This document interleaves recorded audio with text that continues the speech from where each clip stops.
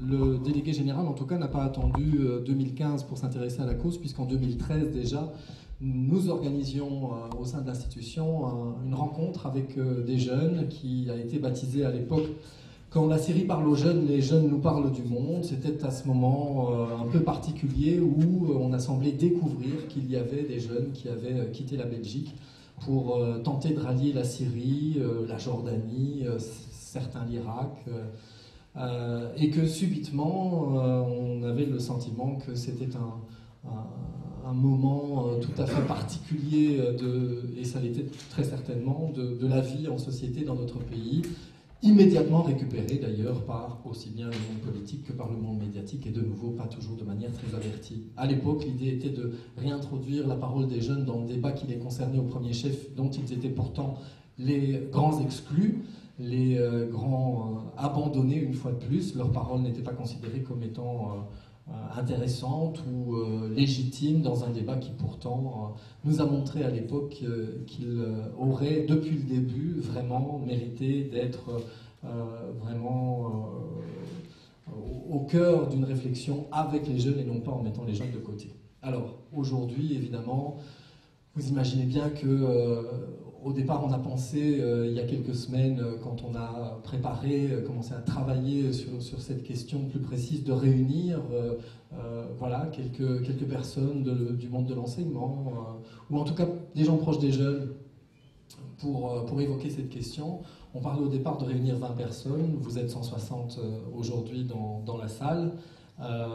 Ça a complètement changé la physionomie de l'événement, mais ça n'empêche pas que nous allons tenter ensemble d'être au plus proche aussi bien de ce qu'on peut amener en termes de réflexion avec les intervenants qui vont succéder ici toute la journée, que de vos préoccupations, de ce que vous pouvez nous ramener du terrain, de votre expérience, de vos expertises sur le sujet, puisque l'idée c'est évidemment de créer un échange et donc de larges plages d'échanges, de débats, de discussions ont été prévus dans la journée. C'est pourquoi je serai intransigeant sur les timings et donc j'espère que les intervenants ne m'en voudront pas, mais on va tenter de faire ça le mieux possible pour que chacun ait sa place dans la discussion aujourd'hui. Vous avez vu comment ça se passe, un petit morceau d'introduction dans quelques instants et puis quelques intervenants, une pause, d'autres intervenants, un lunch qui vous sera offert par le délégué général volontiers avec grand plaisir, et puis cet après-midi de nouveau quelques intervenants et puis des conclusions. Au milieu de tout ça, des plages de débat et de larges possibilités pour vous d'échanger aussi au moment de pause, de telle manière à ce qu'on fasse de cette journée quelque chose qui soit un moment de réflexion et de partage, surtout de telle manière à tenter d'aller vers un meilleur ensemble et de ramener chacun chez soi, chacun au bon travail, des idées, des pistes, de telle manière à mieux appréhender cette question particulière de ce qui est désormais basé la radicalisation des jeunes. Je vais immédiatement, et alors j'ai quelques informations quand même très pratiques à vous donner. Je vais donner dans quelques instants la parole à Sandrine Dochin et Luis Miguel Loreda qui représentent Changement pour l'égalité et qui vont introduire cette journée dans quelques instants. Vous dire que, voilà, je vous disais tout à l'heure, c'est symbolique, on est au CEMOM, c'est une école de devoirs. Quel lieu plus symbolique justement dans la petite enfance aussi, puisqu'il y a de l'accueil de la petite enfance qui se fait aussi ici, et puis dans une école des devoirs, quel lieu plus symbolique pouvait nous accueillir, puisque c'est dans une école des devoirs notamment qu'on crée du lien aussi, ce lien qui manque parfois cruellement à certains enfants en Fédération Wallonie-Bruxelles. Donc on est content d'être là, mais c'est un lieu à préserver, un lieu à respecter aussi, donc on vous demande s'il vous plaît d'être gentil et de bien vouloir n'utiliser que l'étage où nous nous trouvons, également pour les toilettes. Je sais que ce sont des considérations logistiques un peu particulière, mais on compte sur vous pour tenter de respecter les règles qui nous ont été imposées et qui font que nous avons la possibilité de jouir de ce lieu aujourd'hui. Donc je vous remercie déjà. Voilà, je vous cède la parole, Sandrine, Miguel, c'est à vous pour un quart d'heure de présentation et d'ouverture de cette journée qui commence bien puisqu'on a du son, c'est cool. Voilà, on a envie de faire cette journée. T'as pas de son. J'ai pas de son? Non. Ah, si tu parles très bien. Je dois parler Oui, comme prends ça, en là, main. ça va être Prends le agréable. micro en main. Alors, Prends le micro en main. Ça va aller. ça va? À part ça, c'est très bien. Donc, l'envie de faire cette journée, elle est partie en fait d'un dossier de traces de changement, qui est la revue de notre mouvement, Changement pour l'égalité. Et donc on s'est penché sur les questions de la citoyenneté. Est-ce qu'une école citoyenne, c'est possible? Et puis on s'est dit qu'il y avait beaucoup de textes et beaucoup de rencontres intéressantes dans ce numéro, et que c'était peut-être intéressant de relier les questions qu'on avait triturées dans ce numéro-là avec la radicalisation des jeunes. Attendez, je vais quand même essayer, parce que si on va tout lire comme ça. Ça va? Non, ça va pas? Si. Ah si, ok. Disons que ça, c'était la première raison. Si tu le mets devant ta bouche. Carrément devant. Pas comme ça, c'est bon. Là? Oui, ça c'est bien. Ok. La deuxième raison et la deuxième circonstance qui nous a amené à organiser cette journée, ça a été la matinée de rencontre organisée par Bernard DeVos au bureau des délégués droits de l'enfant, où il y avait toute une série d'acteurs qui travaillaient sur le terrain autour justement des questions de radicalisation des jeunes, et aussi des politiques qui étaient en train de se mettre en place. Et là, on parle d'une époque bien avant. C'était en septembre, avant les événements qui ont secoué l'actualité ces dernières semaines.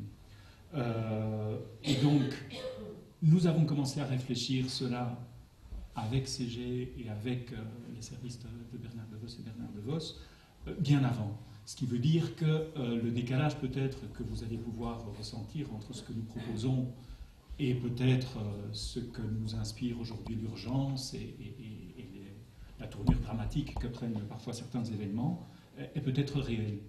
Nous avons pourtant voulu maintenir les orientations qui étaient les orientations de départ. La première orientation, c'était de créer un groupe de travail, même si maintenant le groupe de travail s'est nettement élargi, mais un groupe d'échange de pratiques, pour savoir précisément quelles sont les questions que les travailleurs sur le terrain rencontrent, quelles sont les pratiques qu'ils développent. Donc nous ne sommes pas là pour apporter des réponses, des formules toutes faites, même si nous avons reçu certaines de vos questions, et on sent l'urgence et on sent l'inquiétude poindre, évidemment, comme nous tous nous l'éprouvons. Nous n'avons pas plus de réponses miracles que vous, et nous sommes au moins aussi traversés de questions que vous. Et pourtant, nous avons voulu maintenir cette optique-là, raconter et mettre au travail et au questionnement et à l'échange des pratiques, alors ici autour des jeunes, parce que nous avons voulu rassembler différents acteurs qui travaillent avec des jeunes, que ce soit à l'école ou que ce soit en dehors de l'école, justement, et aussi des chercheurs pour nous aider à prendre du recul. Donc ça, c'est le premier parti pris que nous voulions développer et que nous avons maintenu. On est bien... Donc on est bien conscient qu'on n'a pas les réponses, mais aussi on est conscient qu'on a une certaine responsabilité et que donc il faut mettre ces questions au travail, même si c'est des questions qui font peur et qu'il y a des réactions très vives dans les classes ou dans les associations. On sait qu'on ne pourra pas la résoudre tout seul, que c'est pris dans une complexité politique, économique, mais quand même, on se dit que comme responsable de jeunes, on a un travail à faire là-dessus. Alors, un autre parti pris que nous avons affirmé déjà bien avant les événements et que nous maintenons malgré les événements, c'est que les politiques de déradicalisation ou poser le problème en termes de déradicalisation nous semblent une erreur. Nous n'aurons pas l'occasion d'étayer cela avec un argumentaire politique comme nous pourrions ou nous devrions le faire en bonne et due forme si ça avait été l'objet initial d'organiser une réaction aux mesures politiques qui se mettent en place. Ça transparaîtra, je pense, en filigrane au fur et à mesure que nous interviendrons. Ça transparaîtra sûrement dans les discussions que nous aurons avec vous. Laissez-nous simplement développer deux petits arguments qui se discuteront et qui se discuteront aussi peut-être entre nous. Donc d'abord, on entamera quand même ce concept de radicalisation. Qu'est-ce qu'on entend par radicalisation et du coup, qu'est-ce qu'on entend par déradicalisation ? Au-delà des évidences que nous imposent aujourd'hui les médias. premier élément. Mais si nous devions donner un seul argument sur ce parti pris et ce choix de travail, c'est que poser le problème en termes de déradicalisation, d'une part, ce n'est qu'un travail réactif par rapport à quelque chose qui s'est déjà produit ou qui se produit déjà maintenant et sur de l'actualité à court terme. Et d'autre part, parce qu'on s'attaque précisément à des effets de causes qui sont beaucoup plus profondes. Et dans les politiques qui se mettent en place, on ne voit pas beaucoup de travail sur ces causes beaucoup plus profondes qui traversent pourtant au quotidien nos lieux de travail. Et donc on se retrouve à nouveau, nous avons l'impression, devant le paradoxe où on demande aux travailleurs qui travaillent avec les jeunes, qu'ils soient enseignants, qu'ils soient éducateurs, de résoudre les problèmes que les politiques, par ailleurs, ne peuvent plus ou ne veulent plus résoudre dans la société. Et alors là, évidemment, que ce soit au niveau économique, comme le disait Sandrine, que ce soit au niveau politique ou autre. Et donc, comme le disait un jour Jacques Cornet, c'est toujours mauvais signe quand il y a une nouvelle mission qui est confiée à l'école. La démocratie est de plus en plus discréditée et les gens ont de moins en moins confiance. On va demander à l'école de faire de l'éducation à la citoyenneté. On bazarde de l'environnement, on va demander à l'école à l'école ou aux maisons de jeunes ou autres de faire de l'éducation à l'environnement, etc. Et donc, c'est le paradoxe que pointait Sandrine. Est-ce que nous allons tomber, entre guillemets, dans ce piège-là, dans ce cadeau empoisonné qu'on nous fait de dire « occupez-vous de ce problème, puisque ce problème-là devient visiblement urgent ». Donc, d'une part, nous allons essayer de tenir une position de dire nous ne pouvons pas nous en sortir tout seuls si un travail de fond ne se fait pas au niveau macrostructurel et nous n'avons pas le pouvoir d'agir sur cela et ce n'est pas avec quelques séances d'explication, d'animation ou autres qu'on pourra résoudre les questions qui sont ici soulevées. Et en même temps, nous avons une responsabilité de présence en tant qu'éducateur, en tant qu'enseignant, sur ce qui se passe, par rapport aux jeunes, mais aussi par rapport aux politiques qui nous donnent des consignes de travail, qui nous donnent des pistes de travail et des injonctions de travail. Voilà, donc avec toutes ces imperfections et toutes ces fragilités, bien, nous espérons quand même malgré tout que vous allez y trouver un petit peu votre compte, que nous allons y trouver notre compte, puisque nous voulons aussi nous mettre au travail avec vous et mettre d'abord, comme on l'a dit, au partage cela. Nous n'avons...